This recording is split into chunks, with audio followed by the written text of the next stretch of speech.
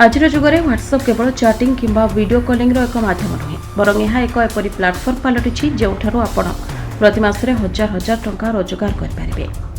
जदि आप भावुंट व्हाट्सएप रे केवल कथा हो पारे तेरे यह संपूर्ण भाव में भूल धारणा।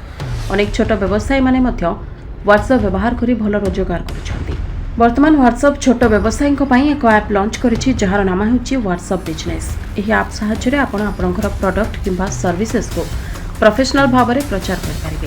एथिरे आपण product catalogue, automatic reply label और बिजनेस प्रोफाइल भली फीचर्स व्यवहार करी ग्राहकों सहित सीधा सड़क कनेक्ट हो पारे।